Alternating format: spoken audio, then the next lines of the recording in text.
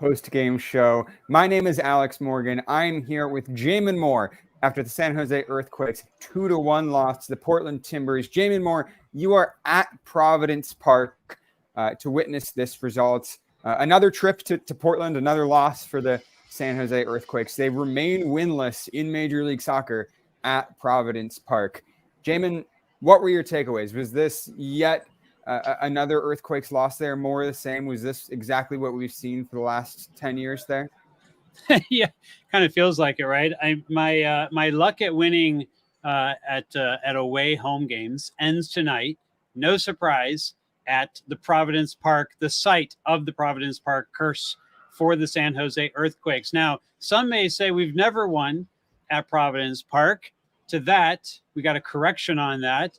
They did win back in the USL, but they have have not won since the Timbers joined MLS, and apparently that win in USL was in the Open Cup back in the day. So, but the curse does continue. There was parts of the first half that I thought were interesting. You kind of would love to see what happened when Hoppy put in a nice ball across to a Capo, and Capo just slipped. He was all by himself, Alex, on the right side of the box. There was nobody around him. Now, I'm not going to necessarily say a Capo's going to put it on frame every time. Certainly, he's proven that that's not always going to be the case. But that was kind of a portender to the night that the Earthquakes were going to have in some ways. Yeah, and Jamon, I think this is why the XG stat can be flawed sometimes, because the XG stat doesn't take into account all of the shots that could have been. And that was a shot that could have been. And I felt like the Quakes had a couple of those because they were getting the ball into wide areas pretty well. I loved the movement that Matthew Hoppe had on the left side. I loved how he played when he came in the middle. Overall, a really solid night for Matthew Hoppe, but they just seemed a little snake bitten when they got in the box with the ball. They didn't want to take the early shot, and they didn't end up registering that much XG. And in the second half, they mounted a pretty valiant comeback there. But I just don't think that they put their foot through the ball enough. And if you don't shoot, they're not going to be able to put the ball in the back of the net against Portland, who are always going to shut down the space after 2 or 3 seconds. Yeah, I felt like they were always looking for the perfect shot rather than the shot that was available to them. And quite often, players like Jackson Ewell or on occasion Montero in the top of the box would have a look, and they would bypass that in order to kind of try to play the ball in behind to one of the wingers or what have you. And sometimes on the road like this, looking for the perfect shot is not necessarily the best strategy because you're just not going to get that many of them. I mean, tonight, the Timbers took 19 shots. The Quakes took 6. Here's the interesting part of that. Of 6 shots, their expected goals was 1.27. So that's actually a lot of expected goals. They had, catch this, Alex, they had 4 shots from within about 10 yards in front of the goal tonight. 4. Only finished one of them, the rebound that fell to Matthew Hoppe from the shot that was taken by Christian Espinoza from more the side of the box. Imagine, if any of those others kind of come off, like those are prime shooting areas, and Luchi's really going to rue the missed opportunities that they had. And I think some of the commenters are right here. It does feel like the Earthquakes are just looking for the cross when they could be looking to cut inside or get the ball to the top of the box and shoot. I think this is a really astute comment here from Blake. And, when I was last on the Aftershock, Jamon, we talked about the Earthquakes not getting the ball into zone 14 enough, not doing well enough when they got the ball into zone 14. It's been 2 weeks since I've been on the show. I took my late summer vacation, and I know the Quakes got a point in DC, and they beat RSL, and they were both good games. And watching the highlights of those games, it felt like they were getting the ball at the top of the box more, and that had been fixed. Is that the case? Was this a regression, or have they struggled with that throughout? No, I actually felt that they did a decent job accessing zone 14 tonight. But I also felt like the Timbers kind of, allowed it in some ways where they wanted to just make sure that they had things covered for any rotations that came across the top of the box. And at times the Quakes look kind of good in those interchanges that happen down the sides as they're trying to like free up Christian Espinosa, but then that like last pass doesn't come off. Or, you know, if they're fortunate, it goes out for a corner or something like that. And speaking of corners, the Quakes had 2 of them at the end of the first half and ended up coming out of that with a bad pass from Montero getting countered. And I think it was Rodriguez that decides at the last second to like get behind the defender and keep him onside for some odd reason. So it was like a comedy of things that could have gone wrong. The Quakes gave up a goal last play of the first half. They gave up a goal right before their 3 substitutes were about to come on. And those 3 substitutes, let's be honest, they did make a dent tonight. And Matthew, Hoppe moved over to the 10 and got the goal. But man, I liked watching Jackson Ewell, Nico Shakiris, and Matthew Hoppe for a bit, in the central midfield. It was different. And Hoppe certainly acted more like a forward, I should say, at times. He definitely, would kind of stay up higher. But, there was some interesting parts about that. And Nico Shakiris' ability to kind of turn and face goal and be able to go forward is something that the Quakes otherwise lack. And I thought that he brought a good spark tonight. Jamon, I want to focus on that goal that the Quakes allowed before halftime, because I felt confident about the team going into that corner kick, going into the half. If they could have held on to the draw going into the half, I think they were really well set up for the second half. They didn't have a ton of shots in the first half, but they were moving the ball quickly. They generally looked good, and they didn't allow too many golden chances for Portland. I thought they were looking good, and I think the fact that they committed so many players high up the field with 30 seconds left on the clock was just a major oversight, and they were I think completely unaware of what that situation called for, and at that point just needed to get into the half with a point. And it's not the first time they've done that. You look just on last weekend, RSL, they allow a goal 44th minute. One of our Patreon subscribers and wonderful community members, Jeff Vikas, listed all of the goals that the Quakes have allowed in the last 5 minutes of the first half this season. There's a total of 7 of them. And it's a common time to allow a goal.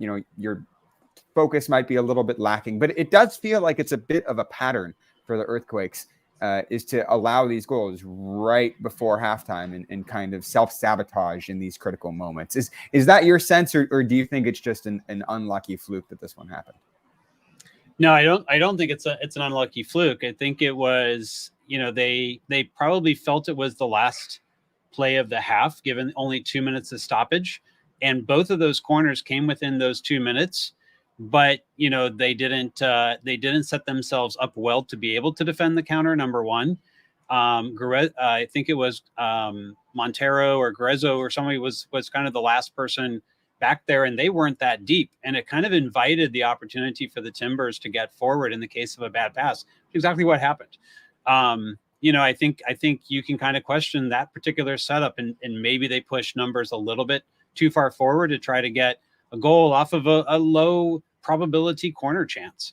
If you're pushing in other ways and you're creating high probability opportunities, and you really want to push forward and try to get a goal before half, particularly on the road, and be aggressive, I get it. I think that's all well and good. It's just that it's easy to counter off of a cross. And so setting yourself up in a way, and Almeida used to do this all the time and leave no one back at times. Setting yourself up in a way to invite the counters like that, it's just a recipe for disaster. 100% agreed here, Jamon. I want to jump in on another thread that's been going on in the comments right now. I'm just trying to keep up with all of the comments in the chat, because there's a lot of energy tonight. They've been talking about Matthew Hoppe in the chat, Jackson Ewell and Matthew Hoppe. We can start with Matthew Hoppe here, Jamon. There's some debate about his best position. He has played mostly as a 9 in his career. That's where he played for Schalke when he broke out. We know he's good at running in behind. That's where he got his debut as a sub for the Earthquakes.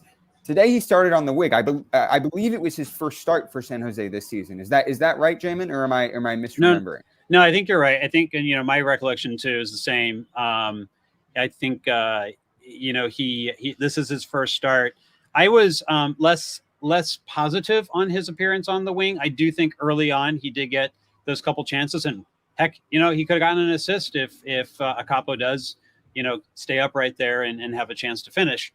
All that's good, but that's almost like the last time he touched the ball in any sort of opportunity to go forward in the half. So either they weren't finding him, but my feeling, honestly, being able to see more than probably you're seeing on the TV, is that him and Marie crossed each other up multiple times where they didn't know who was going to go forward, who was going to stay back, who was going to play central. There was 3 or 4 times I picked out that there seemed to be, to me anyway, a communication error between the two of them. And a lot of that comes with the fact that they haven't played together. It's been a while since Paul Marie's, really been able to get, regular starts in the rotation since the first of the season and Hoppy's first start. And I did feel that they both looked a little lost with each other out there at times. And I'm not sure if I blame that on the players themselves as much as the combination was just brand new. So, there might have been more opportunities for them if the communication had been better there. I think there were elements of it that I really liked, because I actually think they can use the fact that they're both looking for the dynamic runs in behind, that they're both quick, that they're both got sort of good vision with those runs to throw the opponents off balance. And I think when you saw Hoppy get in behind a couple times, that's exactly why he was able to do that. That worked in their favor. But I definitely agree later in the first half that there was miscommunication. I don't think they ever got caught out, but they did feel like they were getting in each other's space a little bit. Matthew Hoppe then moves to the middle in the second half and immediately scores, is getting involved in the final third. Do you like him there better? Do you think that he's a good guy to have in there in these late game situations in the number 10 position? He wasn't even up top. He wasn't taking Jebo's position. He was number 10 right there in the mixer. Yeah. Well, I'm just my thought process on that is he was almost like an underneath forward there, behind Abobasi, rather than I think asking him to play like a true 10. But there were times where he pinned to one side and Shakira's pinned to the other, and they looked more like a double 8s or double 10s or something like that. I just think it's kind of interesting, when Jackson's gotten a chance to go back to the 6 and to be able to give 2 people who have the mind to go forward in front of him. I just feel like it's an interesting, like there's danger. There's something's going to happen. And sure enough, right. Something did. And, there were times where they were definitely more dangerous through the middle. I also think they could have gotten ripped apart and there was a lot of space at times and the game got very stretched because, players are getting tired, but partially it's getting stretched because those players are not as structured in the way that they defend and the way that they set up, as the starters that came ahead of them. Look, I love those substitutions, Jamon. But they're fun. They were absolutely fun. He made, and I liked that Luchi Gonzalez made them so early, because I think in the past we've seen him wait sometimes to the 75th minute to make those moves, and it's too late for the Quakes to piece together any momentum at that point in the game. So I like the fact that they came early, and I think you saw the fact that if you're willing to take a risk and roll the dice, the Quakes will be able to challenge for those points in those late game situations. I thought Nico Shakiris was good again in this game after his start last game against RSL. If there's one thing I took away from the RSL highlights, it was that Nico Shakiris had one of the best games of the season for the Quakes. And finally, I think we're starting to see what his potential is. He had a really slow start to the year, but I like the direction that he's going in. I like the confidence that he's gaining. I like the awareness on the ball and the comfort he has. He feels really comfortable dropping into the pockets now, picking his head up, taking his time to make the right decision. Whereas it felt a little bit earlier in the summer like he was just getting the ball and sprinting forward as fast as he could. Now he's able to pick those moments. He's able to find the passes, and that's good for this Earthquakes team. Do you think that Nico Shakiris should be back into the starting lineup against Nashville this weekend? It's a great question. I'm not sure that that's the smartest thing to do against Nashville, as much as I'd like to see it, and I think it'd be fun. I don't think it's the smartest thing to do when you're up against a team that lives on the counter, like Nashville does, and has a player like Hani Mukhtar who can orchestrate that counter and is extremely dangerous and lethal both in a final pass and finishing. You're going to want players that have the ability to track back, and Montero has that ability to track back, and Nico, he's 18, right? He's very offensive minded, but his mind is not necessarily to track back in those situations. I'm not saying Montero does it every single time or consistently or every time we think he should do it, but do think that if Luchi says you need to be aware, you need to track back on the counter, I feel a little bit better about his ability to do that than I do Nico Chakiris. And if you can keep Nashville to 0 goals, and it's possible, very possible, to keep Nashville to 0 goals, because outside of Mukhtar, they have not looked all that dangerous, in the regular season here. Then the Quakes can get one somewhere and get a win at home. I think I got to agree with you here, Jamon. If there you need a game to look at to see the danger of starting Nico Chakiris, I can only point people towards the away match loss that they had against the Houston Dynamo, which is one of their worst of the season. He started in the midfield that game, and he was not able to track back. He was not able to hold the defensive shape. He was not able to press well. I like him coming on in late game situations a lot. I don't know if this is the right moment in such a critical game to start him in the midfield. And I don't want Luchi Gonzalez to be too trigger happy by throwing him into the starting lineup there. In the last few weeks, I've been all about experimentation. I've been saying the Quakes need to use this time to experiment and to figure out the kind of variety of shapes that they can have going into the postseason. I think that time is over now, Jamon. Unfortunately, as fun as it was, I don't think the Quakes have any room left to experiment. They need a win against Nashville. All the pressure's on that game.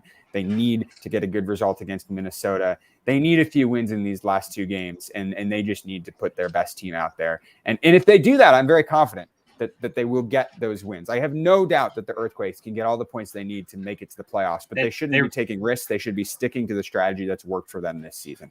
To get in the playoffs, they really need 1 win and probably 1 draw. If they want to go higher than that, 2 wins, is the way to get there, starting with Nashville. Get the win against Nashville. Ideally, you get a win against Minnesota on the road. That would be perfect. But it might come down to decision day to get the second win there. When Montero prevented a counter, look no further than last game. Montero was very key in stopping a counter that there was almost nobody behind him, did a sliding challenge and won a ball last game. So it was, last game was, he stopped a very key counter attack. He does it more often than people give him credit for, because I think everyone's got a kind of starting to become more negative on Montero right now. I think you miss some of the good things that he does do defensively because you're looking for the bad. But he quietly does stop a lot of counter situations, and sometimes early. Sometimes it's when the transition's beginning. He messes things up. He gets engaged. He tracks back quickly. When he makes mistakes, quite often he gets frustrated. Quite often he stands there and complains. I get it. There's some things to dislike about elements of his game. I have the same complaints, but up against Chakiris is the comparison here. Who do I want to see against Nashville to be able to help, keep that attack in check? And it's got to be Montero, at least against a team like Nashville. And I think that there's a larger conversation to be had here about Montero's long-term status with the Earthquakes. And I think that Calvin's probably right. I don't see Montero having a future with this team much beyond this season.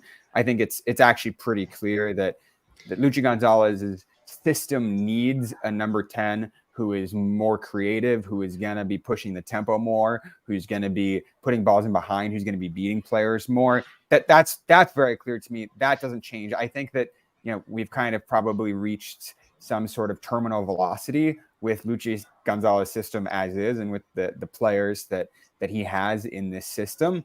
And you kind of just got to acknowledge that and realize that it's a flawed system, but with Montero in there, that's the best that the Earthquakes have right now. Until Jack Skane comes back. We don't have a timetable for Jack Skane comes back. We were hoping that he'd be back earlier. Until that's the asterisk I put there. If Jack Skane's back, you throw Jack Skane back into the starting lineup 100%. You trust him. You trust that he is the right guy. He is the guy that Luchi Gonzalez has been looking for in the midfield.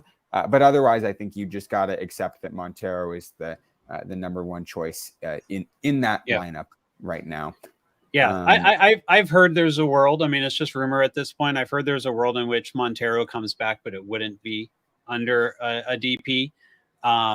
And more, I would say, like the interest seems to be from Montero's side that I've heard. So, if he's interested in coming back, then of course the question is, are the Quakes interested in bringing him back? And if they do, I can't imagine it's going to be on a DP deal. And I could imagine a situation in which, Jamon Montero would make a pretty excellent substitute on the bench next season for the Earthquakes. And I think that if the Earthquakes are really seriously about upping their game next season, about challenging, for a Western Conference title or a home playoff spot, I think they're going to need to embrace excess. They're going to have to be willing to keep players on the books and add more players to get more players than they think they need in those offensive positions.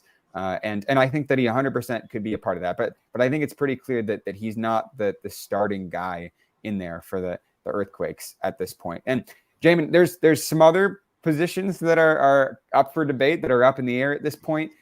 Tonight we saw Tanner Beeson return to the starting lineup, return to the back line. What do you make of that decision of Luchi Gonzalez's indecision, his willingness to flip-flop back and forth between Jonathan Mensah and Tanner Beeson? What does that tell you about what he's thinking about the defense right now? Well, there's no flip-flop. Beeson wasn't available last game, thereby that's why Mensah started. So tonight, Beeson is again available. He's back in the starting lineup. So frankly, no flip-flop. What's interesting, I think, is that Rodriguez goes down. And I think, if we have the opportunity, certainly we should ask Luchi about that particular situation. That's very concerning. But, you have the choice between Daniel Mooney. Oscar Agron had, made a return back to the team, back from loan. And, and you have Jonathan Mensah. And who got the call when Rodriguez goes down? Mensah. So I don't think there's a flip-flop here. I think it is Tanner Beeson has the starting job. I think Jonathan Mensah right now is number 3. And in any situation that Rodriguez or Beeson are not available, or, maybe need a game off. And for all we know, the plan was to play Beeson tonight and to play Mensah against Nashville. And that, by the way, would make a lot of sense, quite honestly. If that was the original plan, but the plan gets scrapped when Rodriguez goes down, if that was the plan. So I think it's fair to ask Luchi, tonight, when we have the opportunity in the press conference, the Rodriguez situation and is there a concern there? What that might mean for Saturday's game. Yeah. And I like the fact that our conversation is drifting towards Saturday, Jamon, because there was a lot of negativity in the chat at the beginning of the show and a lot of frustration, and I 100% get that. But this is any other game in Portland that the Quakes have played. You can't judge the Earthquakes after a road game in Portland. They will always look bad after a road game in Portland. And quite frankly, there were other important results that did swing San Jose's way around the league today. You had the Galaxy stage a late and dramatic comeback to beat Minnesota United. That was really, really critical for San Jose. Big. That helped their playoff chances a lot. And you have 4 more games this season that the Earthquakes have that will be more important. I think you have to look at those 2 home games against Austin and against Nashville, and then the key match against their Western Conference rival, Minnesota. There's still a lot to play for this season, and I don't think that this game is a good barometer of where the Earthquakes are at this point. Do you think that's a fair assessment, Jamon? Yeah, no. This is another game in Portland. It's a away game. The way that they lost tonight is, it's a better loss. If you look at the overall picture, it's a better loss than the way that they were losing a couple weeks ago and coming off of Leagues Cup break when everything was, languishing. In fact, I would say overall they played better tonight than they did in the win in Vancouver, in which they got 3 points. Like, the overall play was better. The interchange, the interesting parts of the attack, particularly in the second half, I thought. So I don't see this as a coin flip all that much. There's certainly the probability of them making the playoffs. I'm sure 538, Alex, if you want to check that, probably gives them a much greater than 50% chance to make the playoffs at this point. Making the playoffs is different than not having a play-in game. Let's just be honest about that. I think it's a coin flip as to whether they end up 7th or best. That one I'll give. But in terms of whether they make the playoffs or not, I got to put their chances probably closer to about 65% or so. I think that's exactly where it is, according to the stats. That was just off the top of my head. but I'm pretty sure that's about right. 56% might be a little bit higher than that based on the other results around the league tonight, Jamon. But I think you're absolutely right. I didn't sense any kind of languish in this game. There was languish a few weeks ago when they were losing big and they looked tired and they looked out of ideas. There was not languish tonight. They made second half changes that mattered. They had players that were full of energy and fire. You see Christian Espinosa getting really pent up at the end of that game. I think the Quakes are a little bit lucky that he stayed on the field and that he wasn't, given a late red card there, because that would have been a disaster going into the national game. But it shows me this is not a languish. This is an Earthquakes team that is fired up and is ready to claim their place in the playoffs at this point in the season. So I think there has been a slightly upward trajectory, or at least they've pumped the brakes a little bit on the slide that they had towards the end of the. I thought this is the first away game in a while where the attack didn't look completely predictable. Like there was something a little bit different at times. And yeah, some people complain like they put in too many crosses, but that's what teams do when they get down in this league is, they take what's available to them. Teams shut down the middle. One of the things I think is worth mentioning is that I thought Portland did an excellent job in the first half, really closing the passing lanes and taking those away from the Quakes. The Quakes didn't cover themselves in glory with their passing selections. And so if they tried the interior passes, they usually got picked off. If they went wide, the next pass coming back inside would then get picked off. So they weren't really building the attack very well at times. And it was, I think the Quakes passing could have been a bit better. But if you're watching it from a tactical view, in this press box, which is up pretty high, you can see that Portland would show and make the Quakes think that something was on, and they would immediately close it and either pick it off. And the Quakes kind of got wise to that and started changing how they tried to build their attacks. And they got a bit better by the second half and got a lot better in the second half. Sorry, a bit better by the end of the first half, a lot better in the second half. But Portland came in with a pretty decent game plan. They were not going to let the Quakes play those line-breaking passes that Luchi likes so much, and they really took those away in the first half. And so here's a big picture question for you, Jamon, about the way that the Earthquakes are attacking.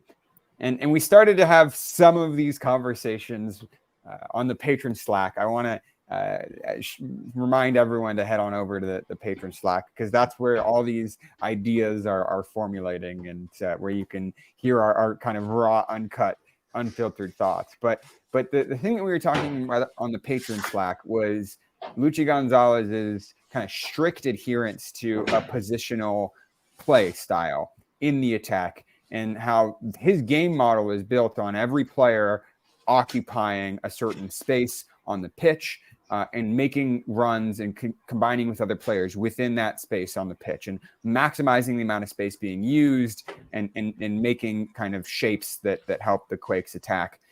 It does feel predictable sometimes. If you know exactly where every player is going to be, it seems easy to shut down those passes. You can make a space look like it's open, and if you know the Quakes are always going to go to the open space, it's very easy to shift and shut it down. And I think if you think the Quakes are getting a little predictable, it's because of that. It's because they're not willing to commit maybe to an overload on one side, or to send Espinosa to the other wing, or to move around the midfield. It's all very, very pre-described positions and not very flexible. Do you think more flexibility in situations like this, where you have another team that's bunkering and that is just trying to shut down the space, would help the Quakes? Do you want to see players roaming through the attack more? Or do you want to see them doing more overloads and be willing to play more based on the connections than based on the positions?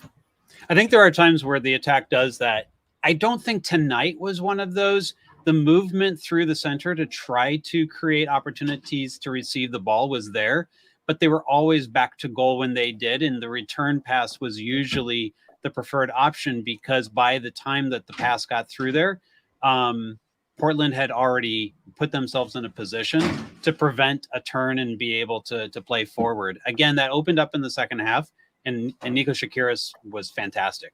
And understanding those situations and being able to receive with the immediate intent to go forward. And he's just senses it. He knows that the space is there and he finds it. Of course, the defense is a bit tired. The game's getting a bit stretched. That's the perfect time to be able to take advantage of those situations. In the first half, I thought the press from Portland was very intentional. The way that they allowed or closed space was also very intentional. I don't think the overloads, given the type of press, would have really changed the game much in this situation, because anytime that the Quakes had numbers, it was always in a situation where they couldn't really go forward with it. So the best situations are to play the wall pass, play back out again, and hit the switch. I think there are chances. One of the last things I checked about the Quakes passing was that they're the lowest switching team in MLS this year. And I would like to see, a lot of times where they do get kind of put into those situations where, they're having a hard time playing through, to be more aggressive and looking to be able to switch. Sometimes that was on and players didn't know, but sometimes when they tried it, they also overhit it or, under hit it. And, those can turn into dangerous counters too. So you just have to be able to know, when it's on and when it's not. And there has to be really good communication from the players in Luchi. I like this one comment from Matt Richardson, because Matt Richardson clearly knows his football tactics and his football theory. Fernando Diniz, the famous interim Brazil coach right now, has played and coached in numerous clubs in Brazil, using a different strategy rather than the positional play that we're so used to with Luchi Gonzalez, with people like Pep Guardiola, with really the last decade of soccer. Of challenging that and questioning the kind of underlying reason why a lot of Earthquake soccer has looked very similar over the last decade. And I think it would be fine. I mean, to go from Matias Almeida to Luchi Gonzalez to Fernando Diniz, I think you'd have kind of encompass the entire range, the spectrum of football tactics in the space of just a few years. So maybe that's for the next decade to think about for the Earthquakes. Right now, Luchi Gonzalez seems very, very committed to his game model. The players seem committed to the game model, and I think they do need to take it and see how far it can go, because they're committed. This team is committed, and they still are in the playoffs. And I know there is a lot of disappointment tonight, but I don't think that there's panic mode just yet, Jamon. No panicking over there in Portland. Yeah. No, I don't think so. They shouldn't. I think that would be a wrong reaction to tonight. If you're the team, they should understand that what's important is they go home and get 3 points, and all the focus should be on that. It looks like we're going to go to Luchi Gonzalez now, but I want to come back to the building. If anybody's panicking, it's probably Portland. Press conference. We'll start with a question from Jamon Moore.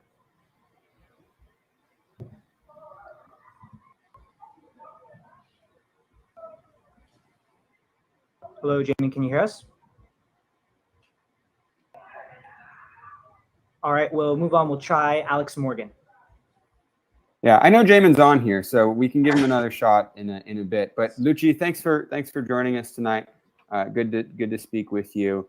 What are your takeaways from this one? High level, obviously disappointing to concede a goal right before the half, but it felt like the team mounted a comeback in the second half, and that there were opportunities to get a draw here. You've played Portland numerous times this season. You know how difficult it is for the Earthquakes to get a result there. Where does this one kind of sit in relation to the rest of the Portland games you've had?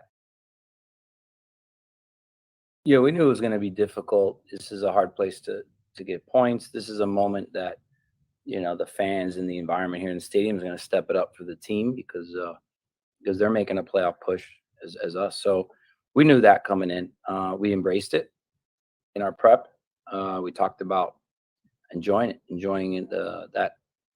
this environment, enjoying the pressure of now these last 5-6 games. And look, for me, I thought we had a pretty good first half in terms of our foundation and building, like mid-block, building pressure, possession. Not just first half, even second half when we're pushing the game, I thought we could be better in the attacking third in terms of creating a cross closer to goal, getting shots off.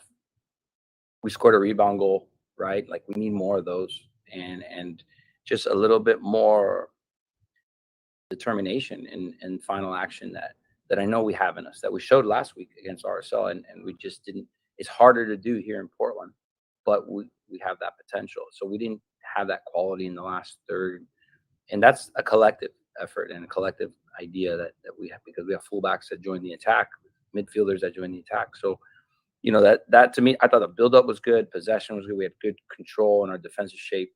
Just got to be more efficient, got to get shots off, right? Like, it's kind of weird when you look at the shot count, 6 shots, but we had a lot of volume around the box. We had more crosses than them, but we didn't end up getting shots, and then we didn't get them on frame. So like, there, you know, so this is an area that we got to keep trying to execute and improve.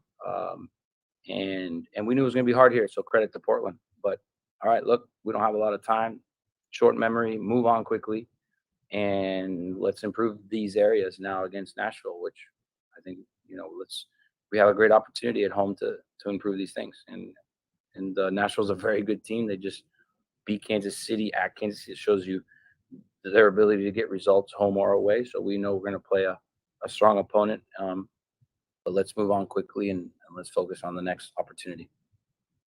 Next, we'll go to Marco Ukolovic. Hey, Luchi, after they scored 2-0, you made some changes. You got Nico and Caden. It seemed like you wanted to get some more speed on your side. You even put in, in the 86th minute there. Did you figure that it was time to get desperate and try to create more offense at that point, being down 2 goals, knowing that even guys like, Bobusi and Hoppy on the pitch already, that gave you a little bit more speed and maybe a little more offensive prowess there to try to get one back?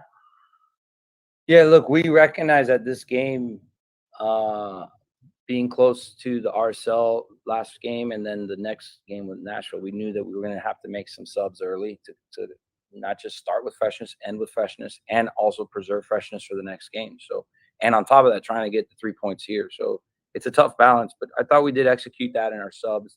Yes, we did push the game at the end in the 3-5-2 to get midfielders and 2 forwards and wingers that can get service. I thought we could have got a little bit more out of that in terms of volume of crossing based on having 2 forwards and extra midfielders. But that was the effort. That was the idea. I'm happy how we pushed the game with our effort. But the final product, the quality, it just wasn't there tonight. So that's something we want to do together with the effort. Next, we'll go to Jamon Moore. Unmuted. Hey, Luchi. I wanted to talk a little bit about the substitutions, but also, the Rodriguez situation. If you can kind of update us, why he needed to leave the game and how serious you think that may be, as well as your substitutes brought a good bit of energy, I thought, tonight. And it was really interesting to give Matthew Hoppe that opportunity to stay in the game instead of taking him off for Cade and move him central. And he rewarded you with the goal. Nico Chakiris, again, I think 2 games in a row now, really looking to go forward and being able to receive on the front foot and move the attack quickly. I thought he did well as well. What was your assessment of the subs that came on? And then if you could give us the update on Rodriguez, thank you. Muted. Yeah, I agree with that. I would say Hoppy, has been working hard in training. He didn't play the last 2 games, but communicating with him about things that he can control, right? And in training, having priorities in training and efforts in training that have earned him the start today. And at the end of the day, scoring, 1 start, 1 goal is a positive for him and for us. So, and yes, moving him centrally got him kind of between the lines. He did pretty well to bounce passes, keep possession, and then find himself around the box and be dangerous and create. So, Cade came in with energy, running in behind and trying to give us verticality.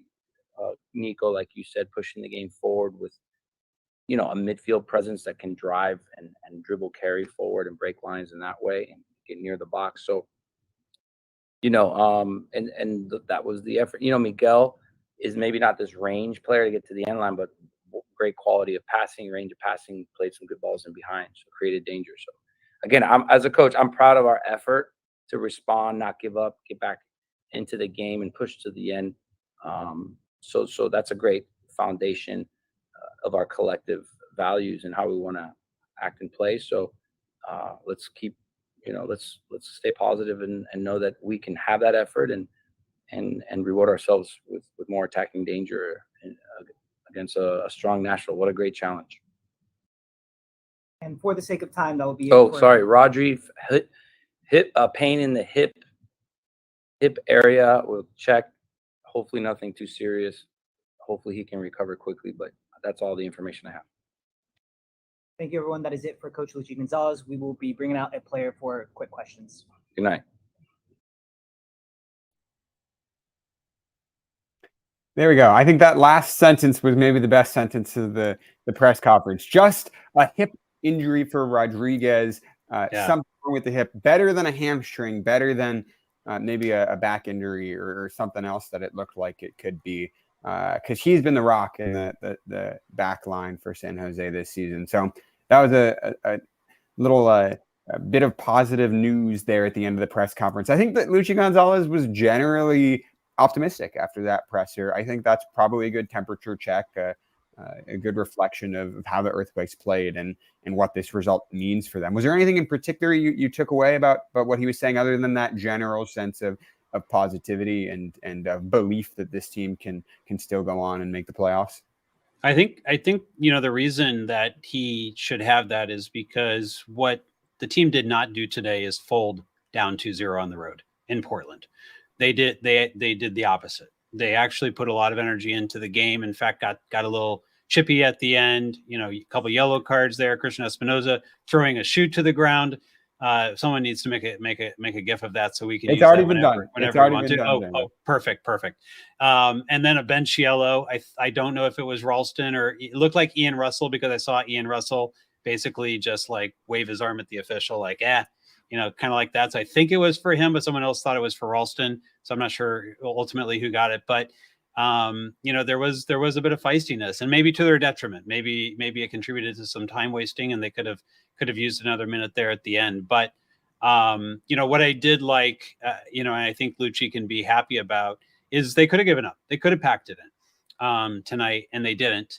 They stayed in the game. They got the second goal, and they kept fighting for another. And while we can all disagree with maybe some of the methods and things, and then the over reliance on certain aspects of the attack, the fight was there, and I think that's got to be a good sign for the coach. And I don't know what happened in the last two press conferences, but there have been press conferences where Luchi Gonzalez has gotten a little chippy and willing to get in it with the refs and maybe proactively take a fine. And that did not happen tonight. Maybe it's because the Earthquakes had two potential VAR checks waved away. Yeah, exactly.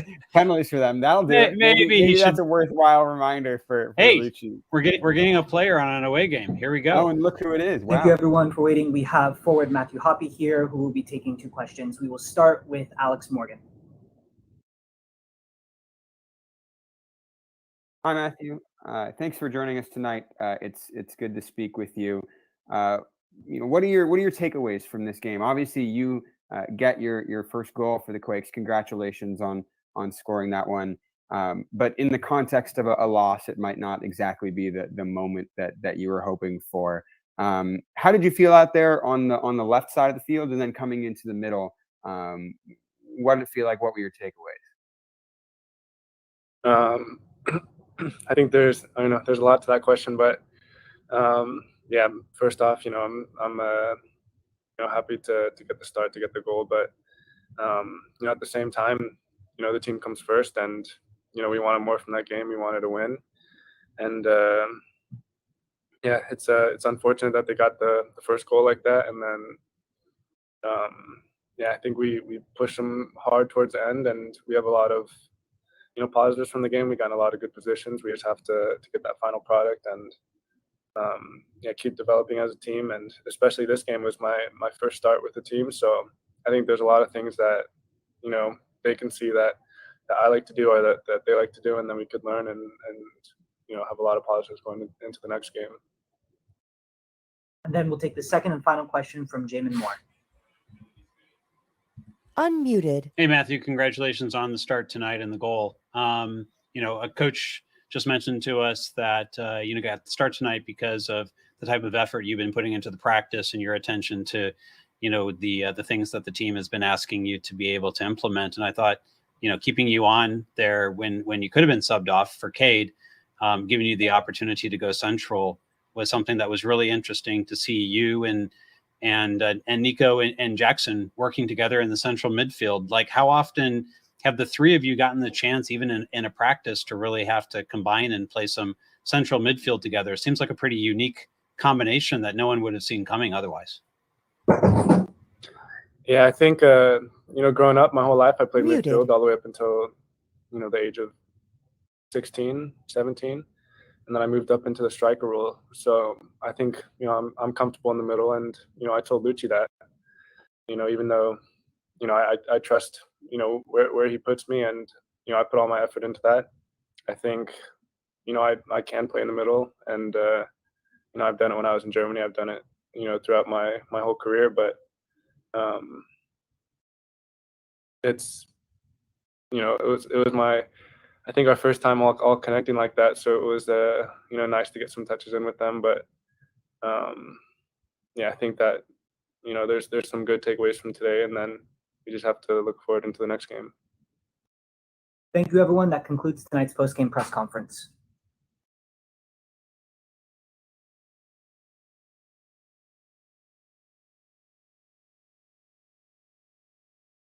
That off.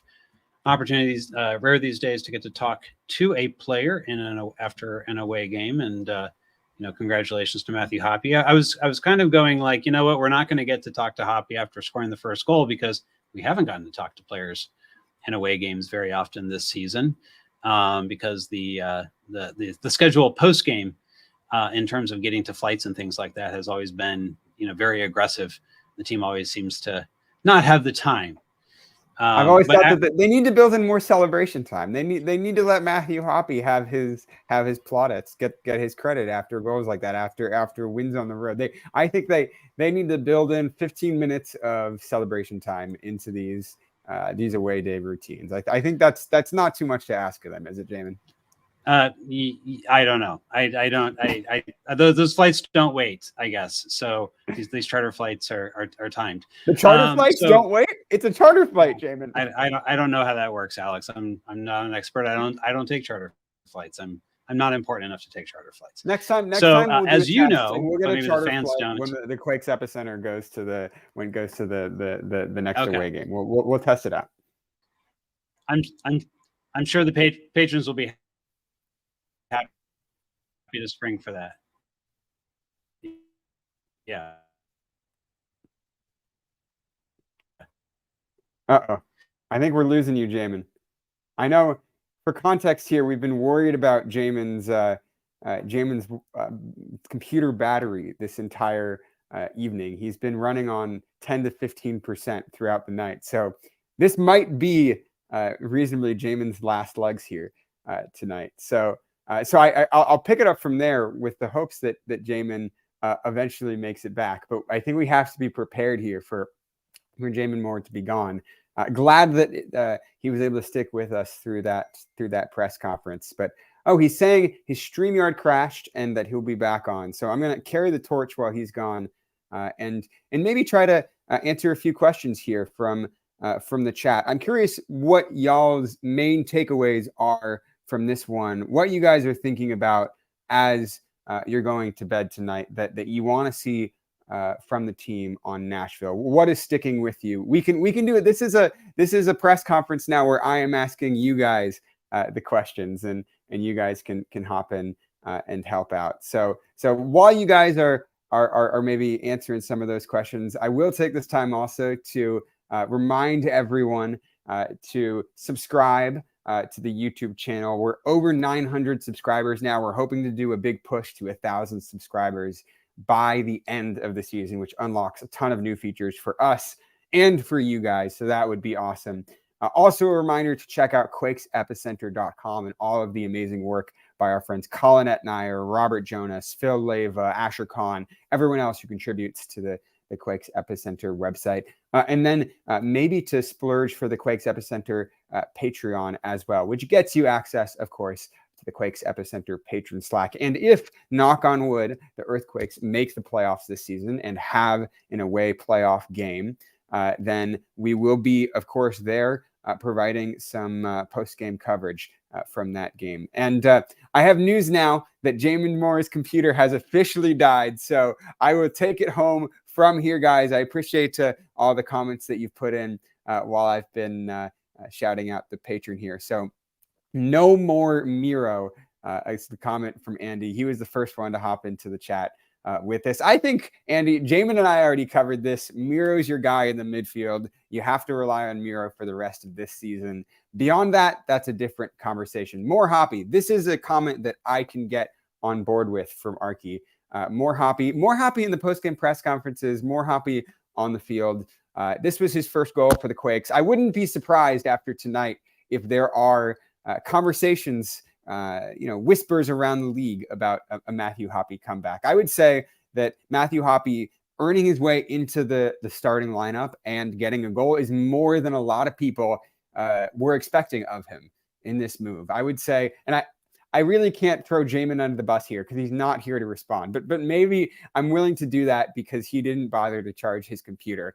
I think that Jamon Moore probably would not have expected that when Matthew Hoppe joined the Earthquakes. I don't even know if the Earthquakes would have expected that. I think Chris Leach was probably pretty certain that this was a Hail Mary signing, that he didn't know exactly what to expect from Matthew Hoppe, and that it was kind of a roll of the dice. And I think it's clearly a roll of the dice that is working well. And another surprise here is that we have Jamon Moore back on his phone. This is a first on the Aftershock. Jamon, welcome back to the show. Jamon, I was having fun here with the chat. We were making fun of you while you were gone. You should totally make fun of me because I'm the idiot who left my charger at home, and now I'm covering up the camera here. Yeah, no, I left my my charger at home, and I didn't use the computer at all during the game, so I'd be able to have it for the show. And of course, the battery doesn't even make it that far, and it literally is a brand new computer. So like, I don't know. You're all good, Jamon. I was having lots of fun here with the chat. One of the comments that I want to pull up is a question from Calvin about Benji Kukanovic, Jamon. Where is Benji Kukanovic in a game like this? I know that Benji is doing his best to make his way back into the team and make the best of a rough situation, but it really just seems like he can't get a break at this point in the year. And I would, if he's not coming in games like this, I just can't see him getting playing time for the rest of the season. Is that where you're at on Benji? It's really tough to see his way back in without an injury or something like that. Yeah, I agree. And plus, not only that, like him and Matthew Hoppe kind of in some ways occupied the same, space in terms of the roster.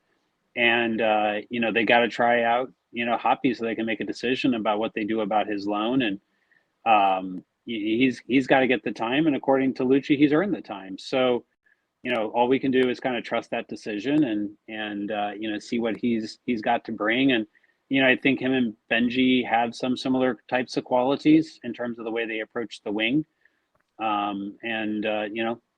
Between them, I'm sure it's a competition, for time. And, right now, it looks like Hoppy is going to get whatever available time there is for that particular skill set. Yeah, I think that's 100% right. I think it's going to be a pretty long road back for Benji at this point.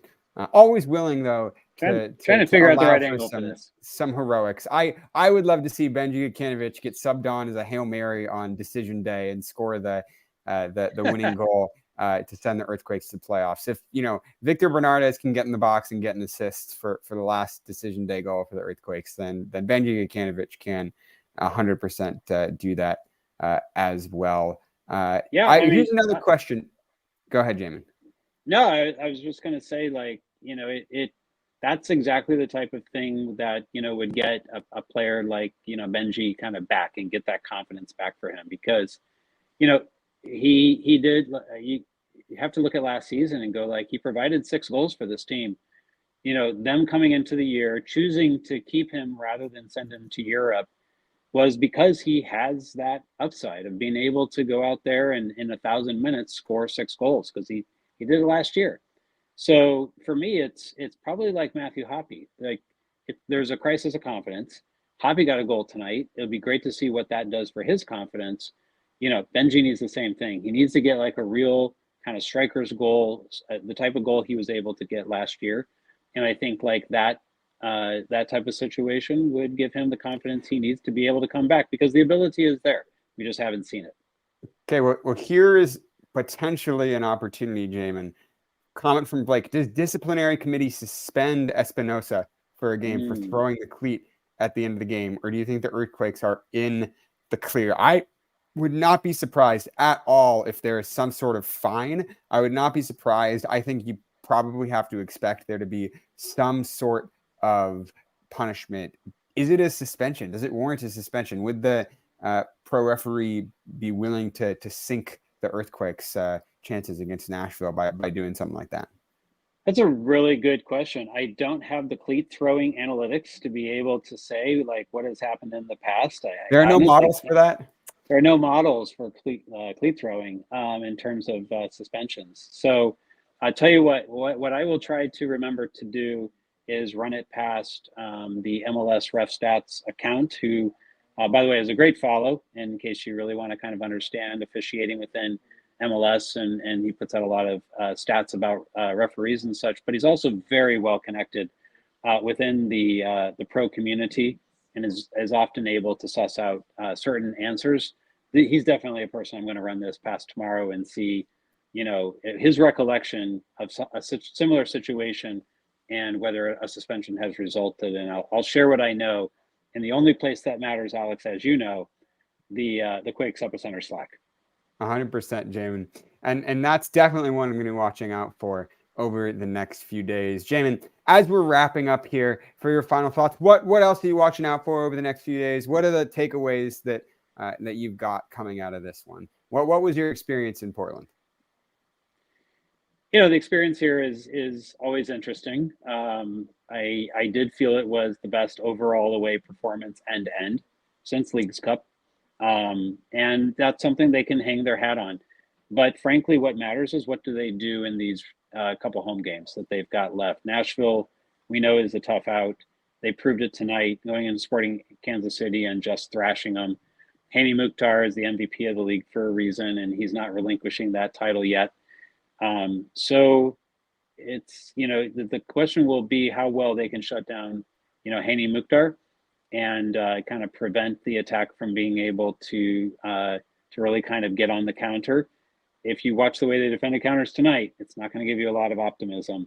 They're definitely going to have to make some corrections and make some strategy to be able to prevent that type of situation from happening again. I will say, Jim, and history side, history books don't look too bad for the Earthquakes. They have 2 matches against Nashville in their history, 2 draws against Nashville, 0-0 last year in Nashville, 2-2 last year in San Jose. A draw would be a ridiculous result from that game. It would not answer anything and leave everything up to the last 3 games.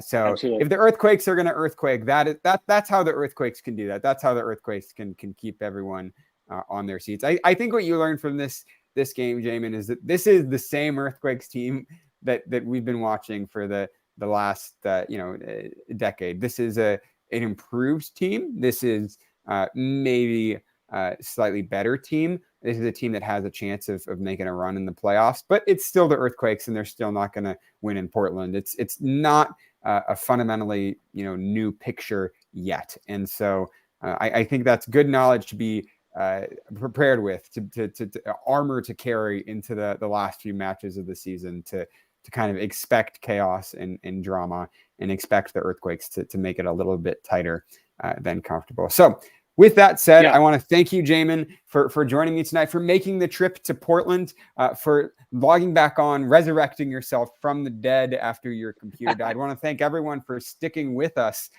through that moment and joining us tonight on this Wednesday evening. We will be back with you after the Nashville game this Saturday night in San Jose, and look forward to seeing you then. Bye-bye now. Take care, everyone.